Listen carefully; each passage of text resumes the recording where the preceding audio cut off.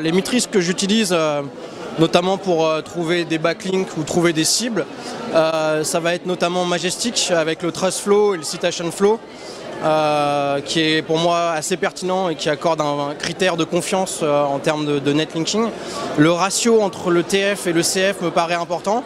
Sinon, j'utilise aussi SEMrush potentiellement pour analyser des sites où je pourrais poser des liens, mais voir s'ils ont du trafic. Donc la data de trafic sur certains sites de SEMrush me permet d'avoir ces informations. Après, au feeling, mais vraiment le Trust Flow, le Citation Flow, ce ratio me permet vraiment d'avoir des bonnes informations. Les métriques que j'utilise pour mesurer le succès de mon référencement en 2016, c'est essentiellement les rankings en fait.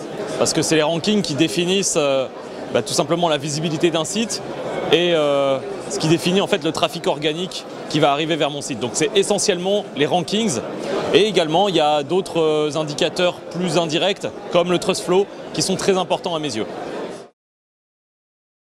Le premier métrique que je vais utiliser pour comprendre le succès de mon référencement, c'est de regarder si les gens convertissent, si les gens ont acheté le produit chez mes clients. Ça c'est la première chose. Donc ça va être le chiffre d'affaires généré par le SEO. Ensuite, il y a évidemment ce qu'on appelle le trafic.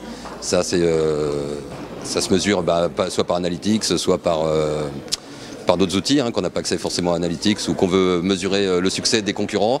On va utiliser des outils comme SEMrush par exemple, qui te donne une tendance, qui te montre si ton site est en bonne santé, si tout va bien, si tu as une bonne progression, etc. Ou des concurrents, mais bon, voilà.